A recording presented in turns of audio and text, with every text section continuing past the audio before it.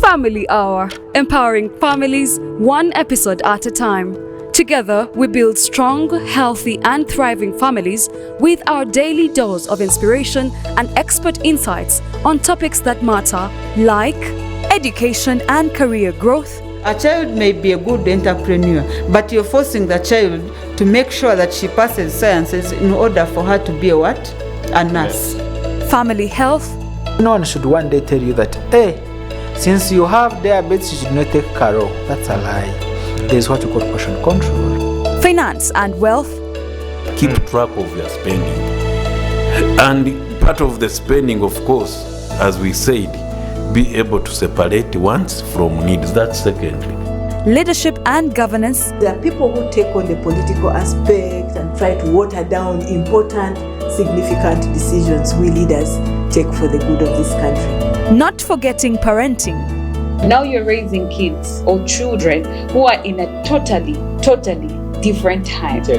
You get it. Those days your mother would just give you an eye and you know this is a problem. Hey, there are visitors. And there are visitors and around. Mom gives you this eye, you know? Yes. Catch more of this every Monday to Friday at 9 p.m.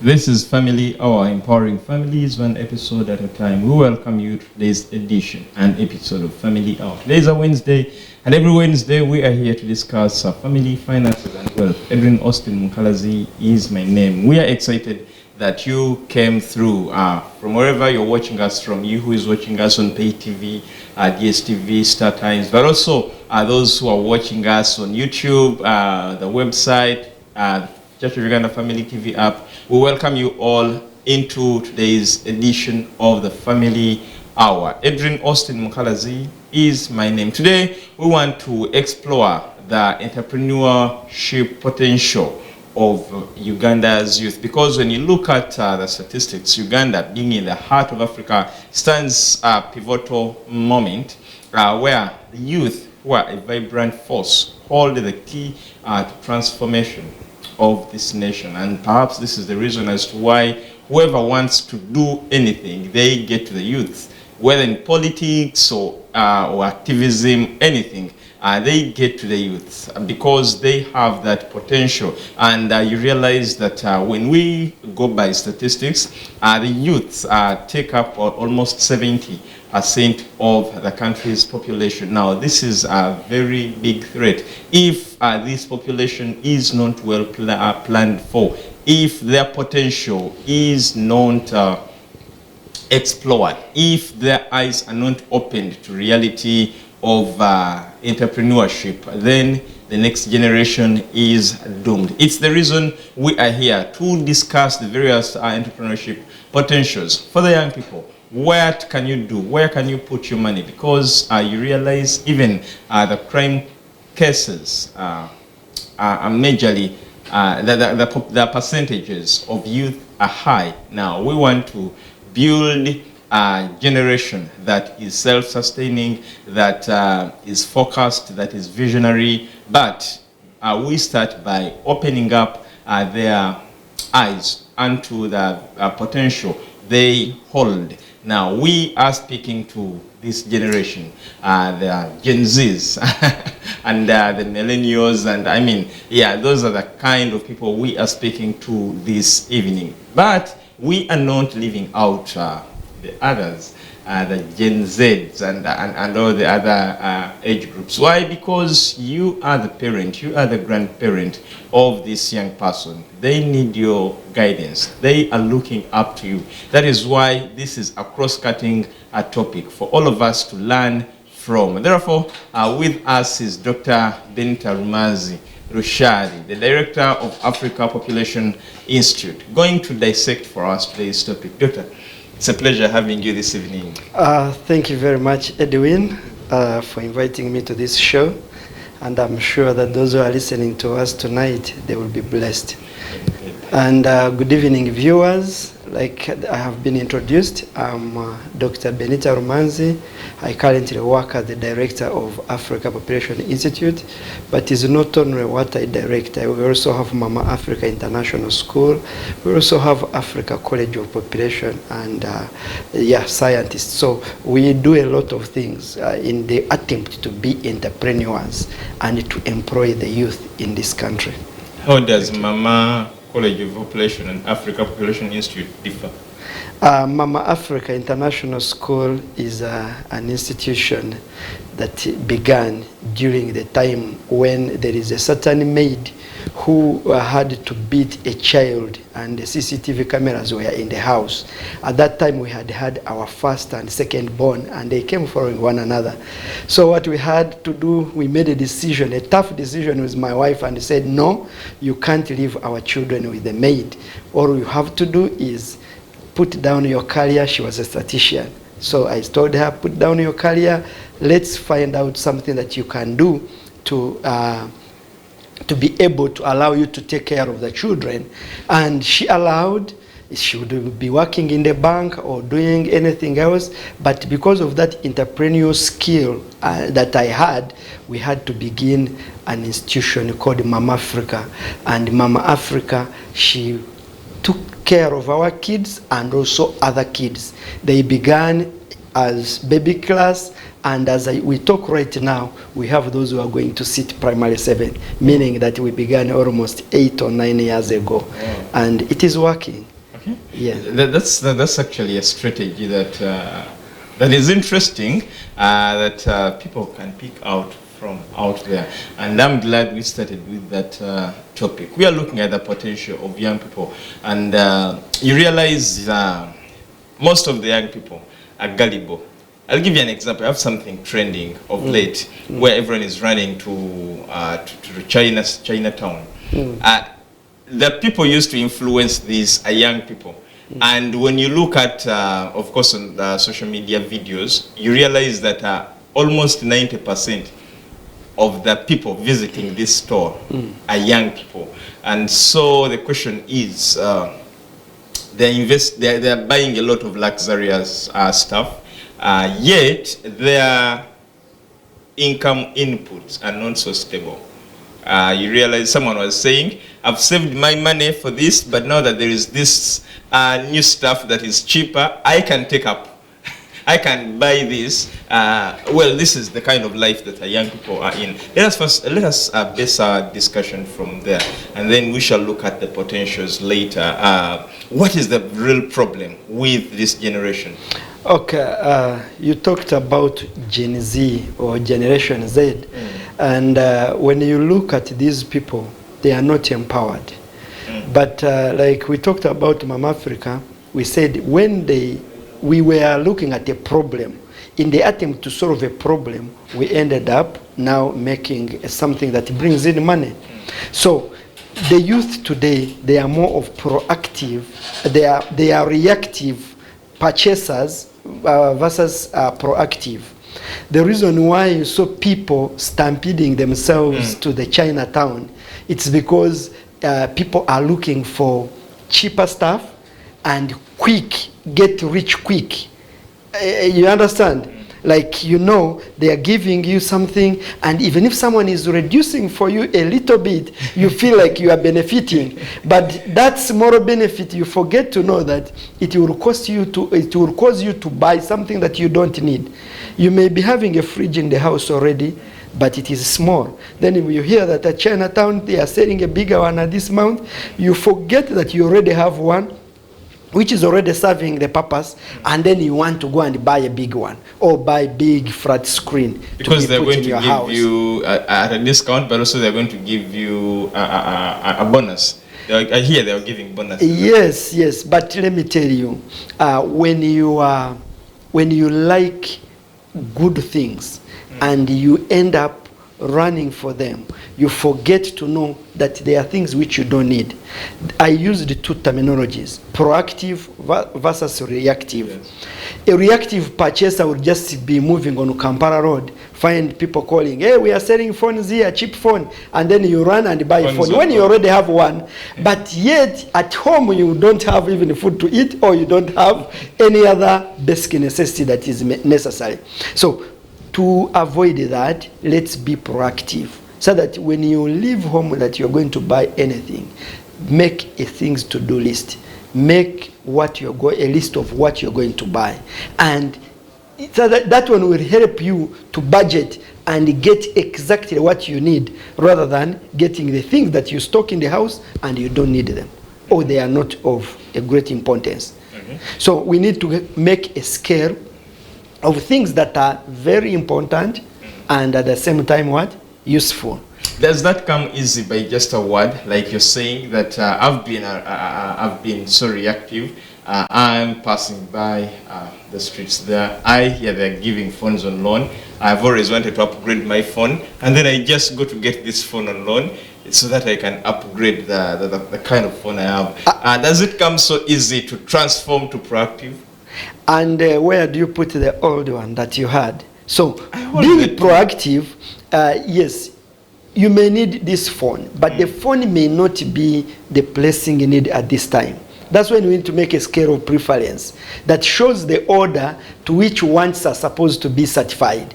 Then you begin with the most pressing, and then you go down to the least pressing, and that is called a scale of preference. So choice must happen. You must make an informed choice. So what happens to the young people today? He will remember when he reaches home that I didn't need this thing. You find someone has a lot of shirts but has nothing in his pocket, and he has done no investment whatsoever. So can we help the young people to know that once God has allowed you to get the resources, to get the money, he has a purpose to which he gave it to you, and then you utilize it that way. Can we invest the little that we have and make more profit out of it? The last time I was on this set, I told people that even if I had 20,000 as the only man on me, I can literally begin a business here in Uganda, where we have liberalization of businesses. You can begin a business here even of 20,000, depending on the level you are on, because 20,000 may be like, how can I be a graduate and I start making pancakes? No, I'm telling someone who is at that level of 20,000. But graduates have access to money. I've seen graduates owning iPhones, and they are still looking for jobs. And they are owning Samsung Galaxy and not whatever. And when you see, they don't have money. So can we teach these young people, please know that you have people you look unto, go to them and consult. How can I use the little that I have to get what I don't have? We want to look at the potential of let's specifically look at Uganda's youth. Of course, there's been a debate yesterday. Legislators, some of the legislators were in State House discussing about merging Uganda Coffee Development Authority with the Ministry of Agriculture. But what stood out for me was that one of the legislators says that, President, one, we have grown up on coffee. And the person speaking this, to be specific, Honorable Abedi Wanka, he's not of this age. But you realize that most of the people that into the coffee market, we grew up hearing agriculture is the backbone of Uganda, and the cash crops were coffee and cotton, the cash crops that were specifically highlighted when we were, that is primary school social studies. But you realize that no young person, okay, if they're there, there are few who have really put time to look out for the opportunities in coffee. I was listening to some preacher this morning who was saying that the market of coffee is not even in Uganda. So let us leave the farmers alone, because they have their special market, because they are responding to Uganda Coffee Development Authority saying that they're going to start registering coffee farmers. But I'm saying all this to help us explore the various markets that Africa holds, or the emerging markets that Africa holds, that young people can tap into as we look at their potential in entrepreneurship. Yeah, entrepreneurship is the key, and it is the backbone of every economy. The economies which have developed, they develop because there are people in the private sector who are actually doing something. But when you come here, you see that we have the youth who are unemployed. Yes. When we were beginning, you introduced and said that we are the majority. Yeah. The youth are the majority in this country. Of almost 60% are the youth, and they are able-bodied. So these people, once they are not utilized, or once they become redundant, then they become an idle mind, which we call the devil's workshop. They can easily be lured into doing things which are not good for this country. So you talked about how we grew up. We had the three C's. That is the coffee, cotton, and copper. Then the T's were tea, tobacco, and something. So yes, agriculture is the backbone of this country. Not only in this country, but in Africa. So if we are to harness that, then we need to have innovative approaches for people dealing with agriculture. I have seen of recent the transformation that is taking place in Karamoja. And whereby we knew before that Uganda will not wait for Karamoja to develop, and we knew that Karamoja, there is nothing good that comes from there. Agriculture is what? But everyone was running to provide. It is semi-arid. Yes. So everyone was running to provide the handouts to give them food and until it came to someone that agriculture is the key. And when they planted, now Karamoja is actually feeding other areas.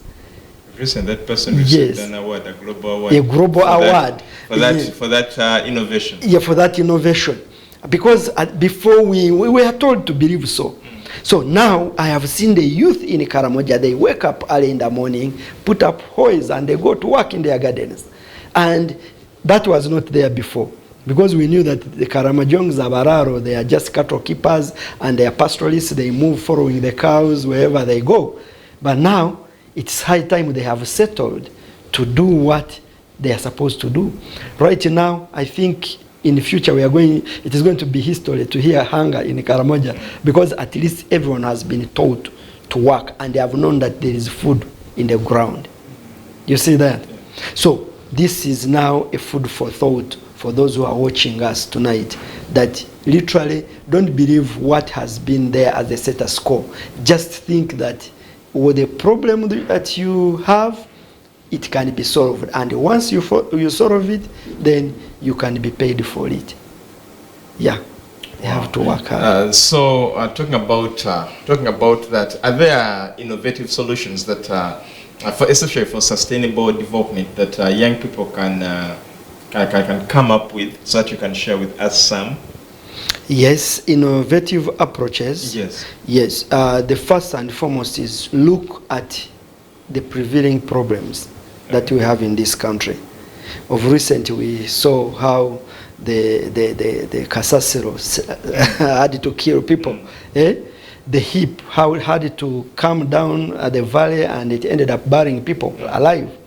So at that time, we would have looked at people who could harvest biogas from that. That's a lot of, it is a big plant that can produce biogas that can light probably half of Uganda, or a quarter of Uganda. Yes, and not only lighting, but also producing fuel, and it would also solve the problem of deforestation, whereby we are using charcoal and the like. So that gas would be used for cooking. So that is an innovative approach. So you think of what is the prevailing problem and then deal with it. Then we need also to look at Africa. It has a potential market. The reason why they brought Chinatown down here, it's because they know that Ugandans have money, and Ugandans are good at purchasing. So we have a high purchasing power. Therefore, that market, if it is harnessed, like through the other issue of buy Uganda, build Uganda, let's look at the small thing that we are importing. Safety pins, toothpicks, matchboxes, all that. Can we have like youth who pull resources together and they are able to begin maybe one factory, and we say we need a mandate from the government to protect this factory, no more importing matchbox. And the government is very supportive. It will literally support them. So that is an innovative solution for sustainable development. So if the youth wake up today and they pull together their resources, I mean, it actually, for them themselves, they are a resource because they have that cheap manpower. I would call it cheap because it is moderate. They can provide it. The reason why China developed much more, it's because of its population dividend. They had many people who would provide the cheap labor, and that's how they ended up producing everything that we are using in this world. When you go to America, you find there things made in China. Much as for them, they are more of greater quality than what we are importing here.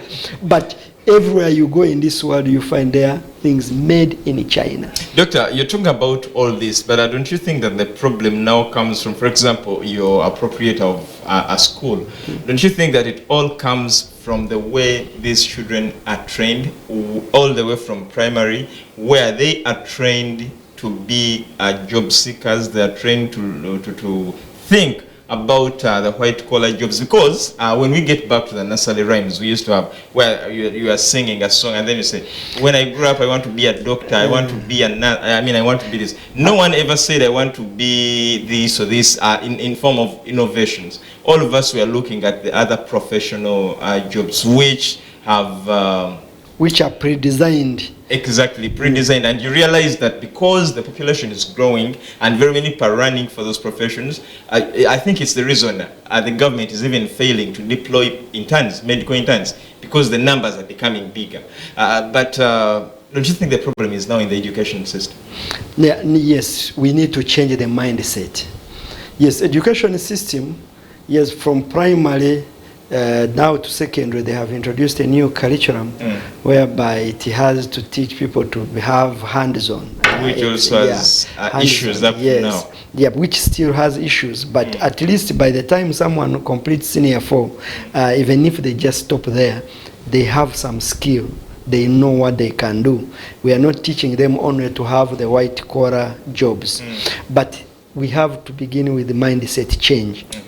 Like an example we used of Karamoja, whereby they knew nothing can grow there and nothing happens there. But people asked, and now they have showed us that it is possible. So if it is possible, then these young people can also be told that you are no longer studying just to get a job and sit in the office, but you can still be a manager of a poultry farm and be able to make money out of your chicks. So all we need the government to help is to develop the infrastructure that supports this, like in terms of having energy, the power, and also like maybe good roads. Of recent, they have really invested in making roads in Kampala. Almost every road is being worked on. I think the government needs to be upheld for that because of what they are doing. So all we have to do, let's have our students have like a global kind of partnership.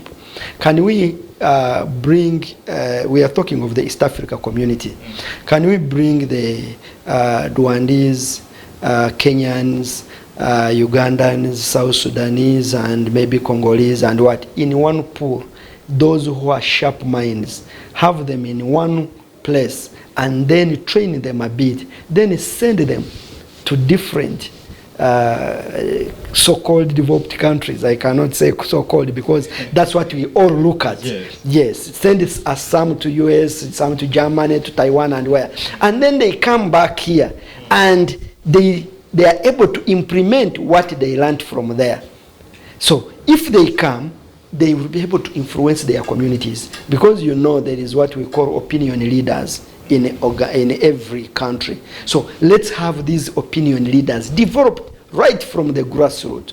So that approach, I think if Mr. President can just be the one to spearhead it, because I think he's more senior in the East Africa community, and we bring these sharp minds from all over and then send them as our emissaries to different continents to go and learn, and then tell them to come back and teach exactly what they learned from there.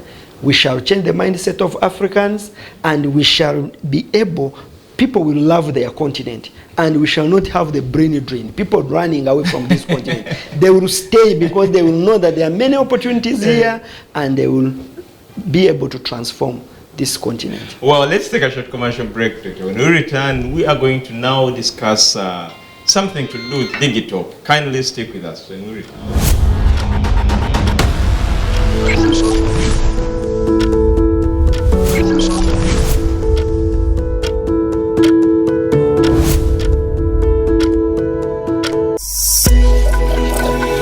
Family TV, enriching lives.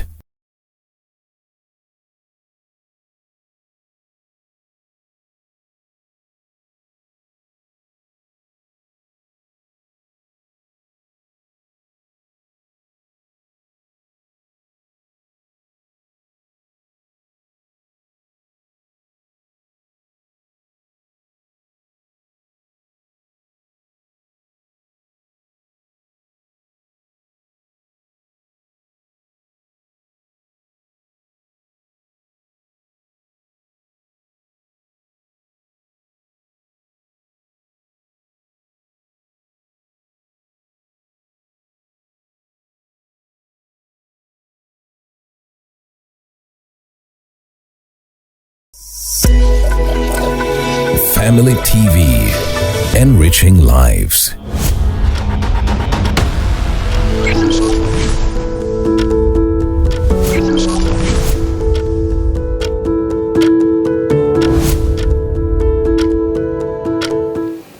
Welcome back from that break. We are discussing entrepreneurship potential for Uganda's youth. We have a lot that we can talk about. This is our second part of this edition of our Wednesday Family Hour. Adrian Austin Mukalas is manning with Dr. Benita Rumanzi. Doctor, before the break, you had actually talked about benchmarking.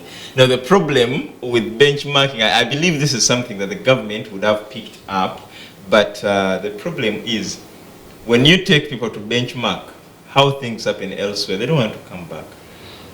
When they go, they stay there, and now they start fighting the government. Adrian, there must be policy guidelines, and it must be well documented that if you give someone a scholarship to go and probably study abroad, then they should first come and serve their country for the first 3 years or 5 years before they are left free. So once those guidelines are in place, someone who applies for that scholarship must be having a tire, like it is a loan that you must pay back. Come back and first work. I have seen this work in Asmara, Eritrea.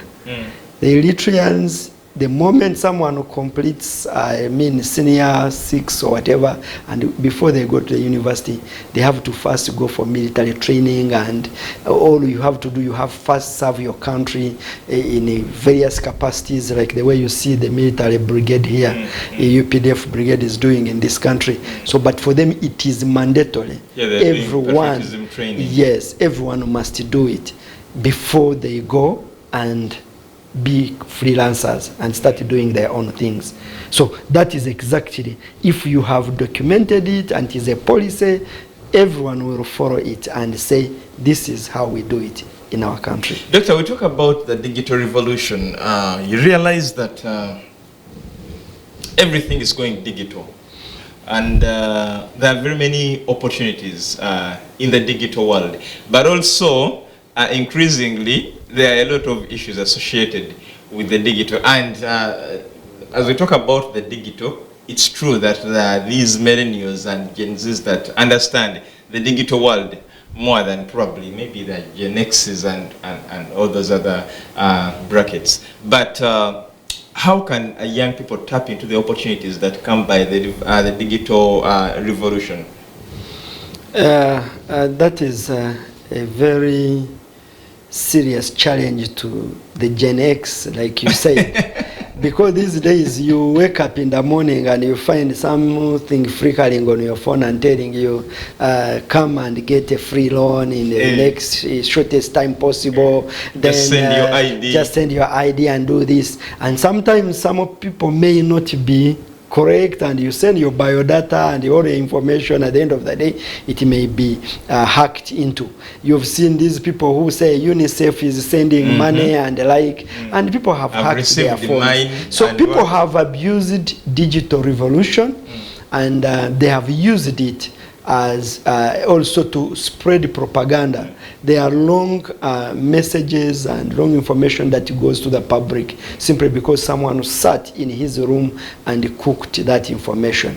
And with this AI phenomenon that has come in, when people come in and like you have every question has an answer.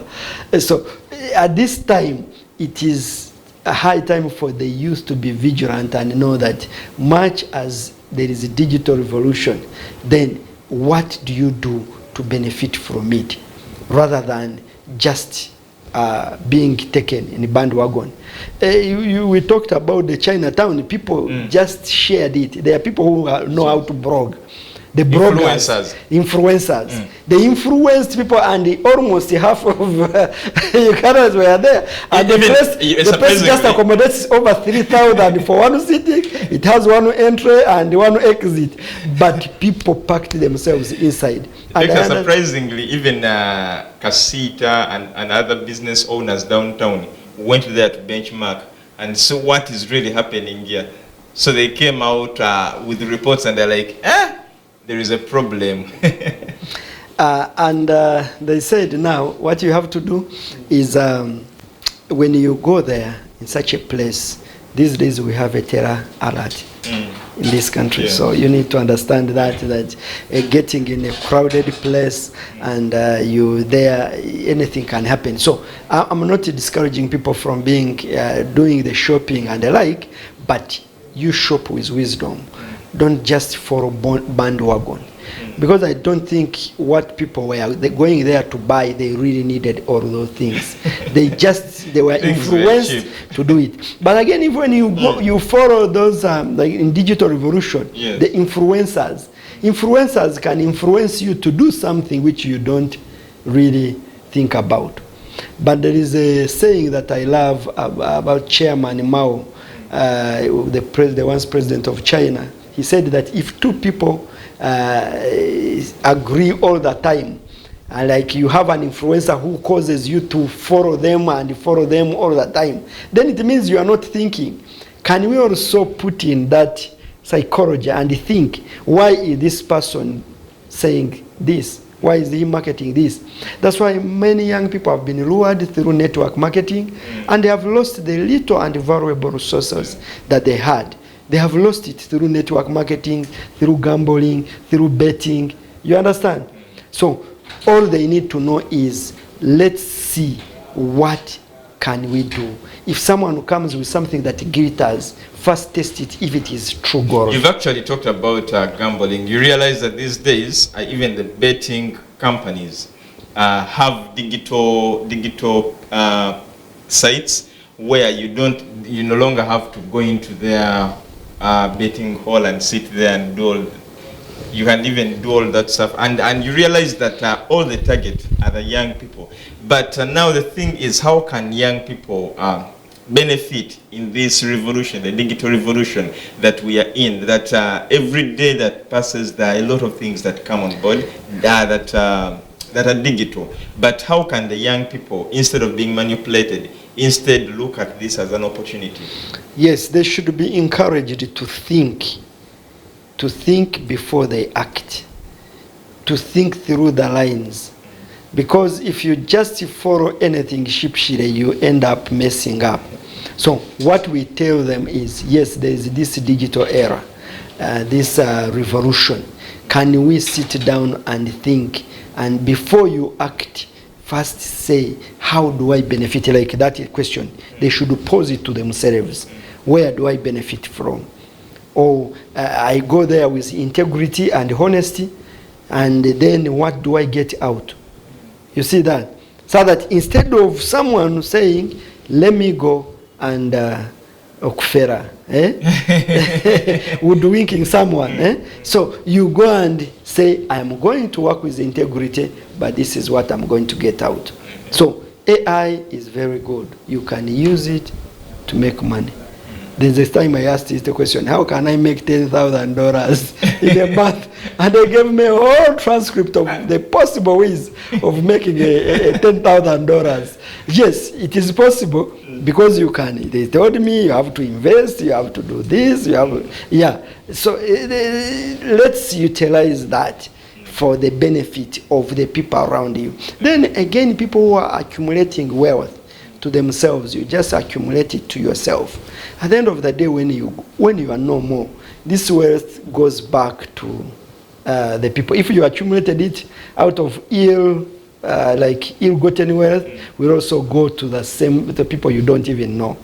And yet, if you got it the right way, then it will benefit your people even when you are not around.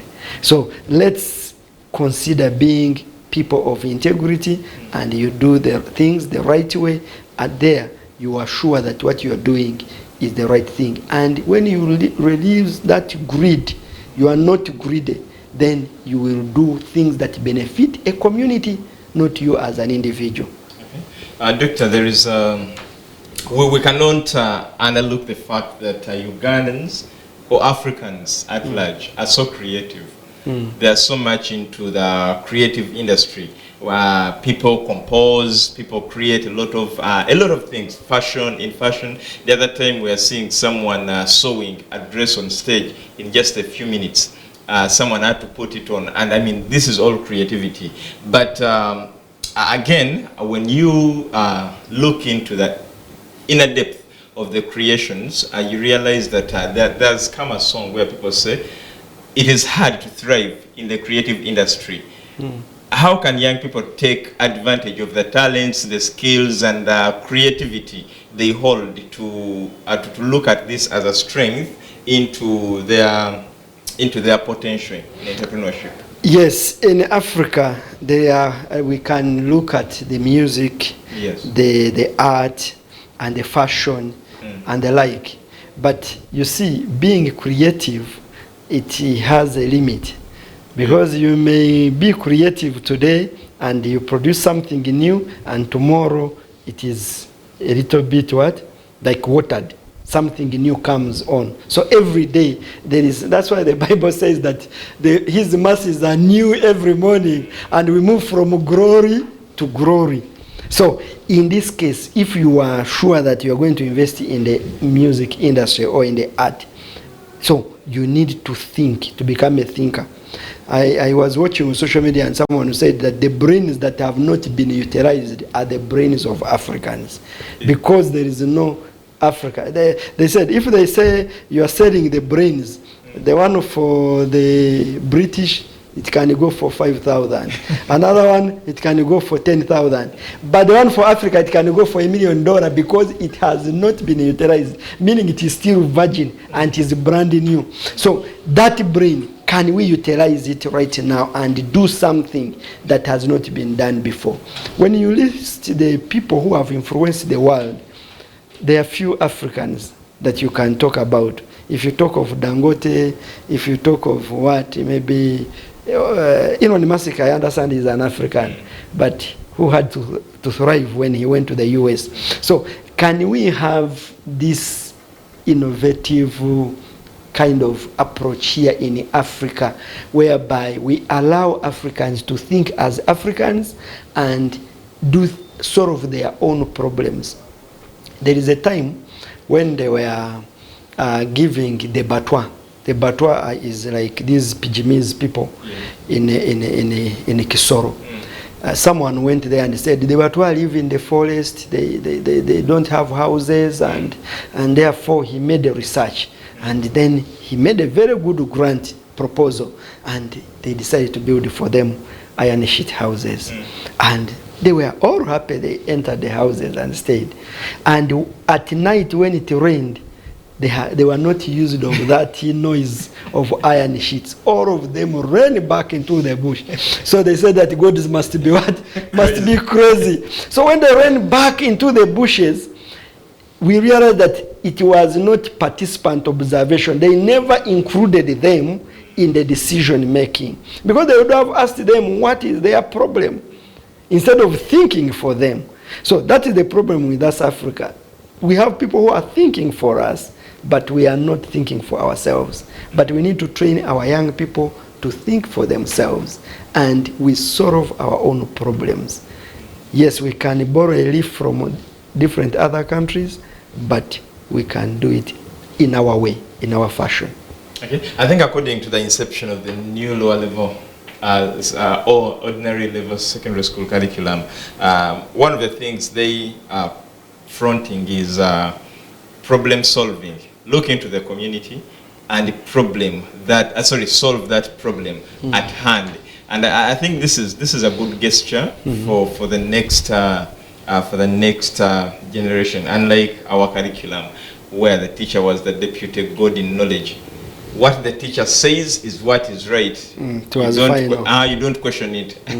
So I think that is something that is really very good. We started with agriculture, and we also talked about food safety, and we talked about the Karamoja and what. But are there any opportunities that young people can really look out for? Because when you look at agriculture and food safety, much as we say that agriculture is the backbone of Uganda, as per our social studies, then not very many people have really engaged into commercial agriculture. You realize that in very many villages, people are still doing subsistence farming, and I think this is one of the issues that the president raised in the northern Uganda, where he talked about the 4-acre model, which I think is aimed at commercializing agriculture. But are there opportunities that people can pick out from, instead of looking at what do I get for my stomach today, and look at what problem I can solve for Uganda as in terms of food security? Yes, well, the young people, like we said, they are a big resource to this country. And once they are harnessed, they are the ones who will take care of the future of Africa. So if we are to begin with them right now with the new curriculum that is on, that it is hands-on, what they study, they practice, and they do it. So if they are going to take on agriculture, then we need to see how agriculture is going to benefit them in terms of bringing income to their pockets.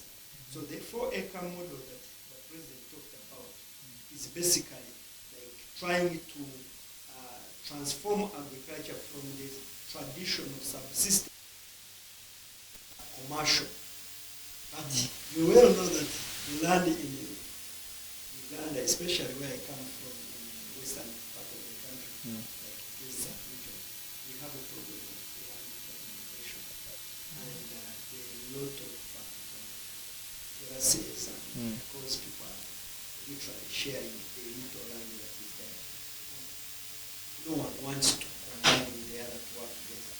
And again, mechanization may also be very hard, unless like it is government effort through the PDM or parish development model to come up and help these people with like machinery that they can use to mechanize agriculture. If we can have like a tractor at every parish, whereby whoever wants to do it can only put fuel and use the tractor, maybe to plow the land, then I can go back with my hoe and finish whatever I have to do, rather than just giving people holes on how to So young people, they need to know that it is not about just getting a job and then it all, but it is about what they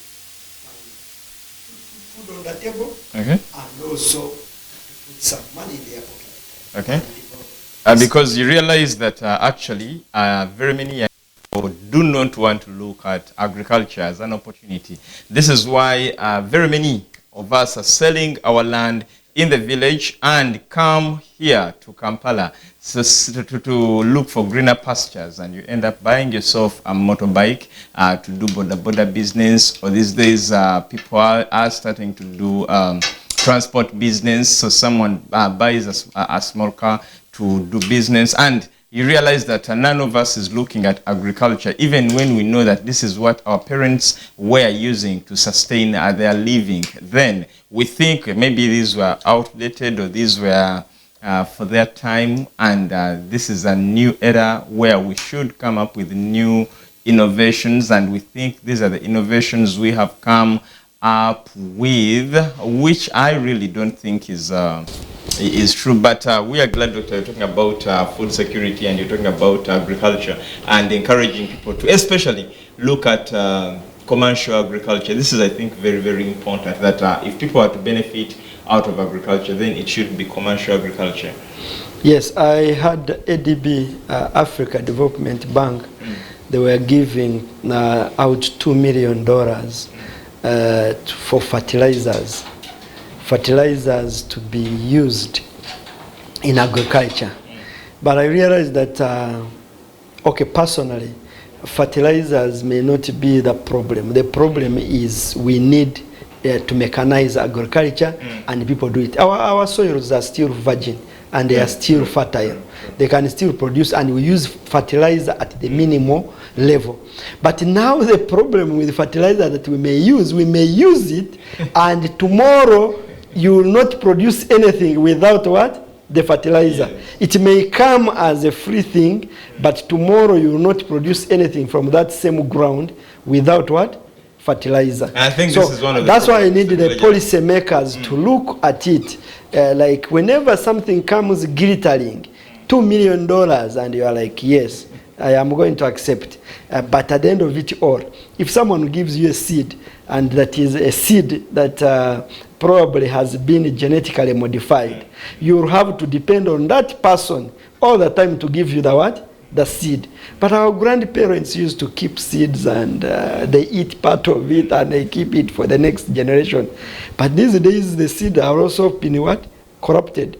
If you need like maize long, there is what they call long 19, those kind of, you have to depend on it. So here I'm not instigating people not to accept the policies, but I am instigating them to think before they act, especially our policy makers, because they are the ones who should know why is someone doing what they are doing.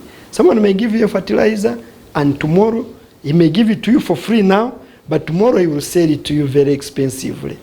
You understand? Yeah.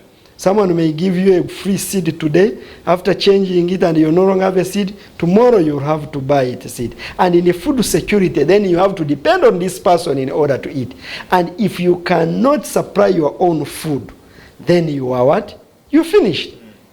If I can depend on you to eat, then I have to kneel before you every day. I have to dance according to the tunes. Exactly. So this one, I don't want it to be, I want it to be on record that before people think of any policy, especially us who are in the opinion leaders, if you're going to do something, do it not because it is you who is here right now seated in this chair, but there is a future that we are preserving.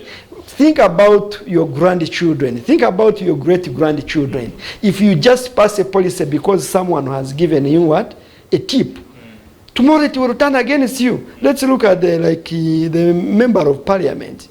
They can just be there, and probably they pass a policy simply because he knows he's on a better advantage.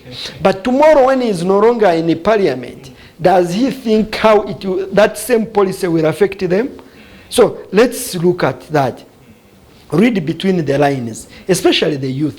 They may not be having the capacity right now to make the decisions for themselves, but at least the policy makers that we have and the legislators should be able to make policies that are not corruptible, which can be for the future of this country, Uganda, and of this continent, Africa. Doctor, as we wind up this discussion, what should be the take-home message for a young person watching us out there? The take-home thing for the young person watching us tonight, yeah, we say, please, Church of Uganda Family TV has always availed these opportunities for family finances and wealth. So, as a young person there, always tune in for such programs because they are very educative. Then take initiative also to call and find out how can I be helped, because there are people who are willing to help you with the little money, with the little resources that you have, in order to begin a business and be able to flourish. So, as we said, entrepreneurship is the key. So, we shall say one at a time, one step at a time. So, you begin with the little that you have, and then when you invest it, believe God, who multiplies, and after some time you will see the benefit. And it has to take patience. Let it be known to you today that you have to be patient. Rome was not built in one day, but at least it was built time after time. So let's consider precept upon precept. Young people, don't haste to become rich so quickly. Begin with a little and then grow naturally. I have seen people who hit jackpots, and at the end of the day, they are back to square zero. They don't have the money. I have seen people who their parents leave a massive wealth for them, and at the end of the day, they have nothing to show. So all you have to do is learn the art of entrepreneurship and be the master of it and build it step by step until you get to the top. Thank you so much, Doctor. In a minute or less, do you want to send any greetings? Yes, I want to send greetings to my dear wife. We've just had a baby boy. Oh, He's wow. called Kowach Bushali, and Ben Kowach Bushali. Ben is our family name and like the connotation of our name. So, and also to the esteemed members of Africa Population Institute, the students and the teaching staff and non-teaching staff. Yeah, I'm always here to represent you and to present your views. So when people come knocking at API, at Africa Population Institute, please open for them the door. Thank you very much. Thank you so much, Doctor, and thank you so much to you, our viewer. It was such an interesting topic and interesting elaboration, especially on matters to do with the young people out there, because you are, you are our brothers. So your interests are, our interests should be aimed at growing together as a generation. Now, there's something that Doctor talked about, flourishing. The good news this evening is that a Flourishing Hub is back on air, and so every Saturday at 2 p.m. This is our original time. So a Saturday, 2 p.m. Flourishing Hub is back on air. Therefore, as a young person, make sure you do not miss any single episode of Flourishing Hub. Your life will not remain the same. Adrian Austin Mukalazi is my name. I thank you so much for watching. And from the entire team, Norman Conte, Jonan, and very many other people out there working here and there to see that you have this image. It's a good night. Next is Soul Moment.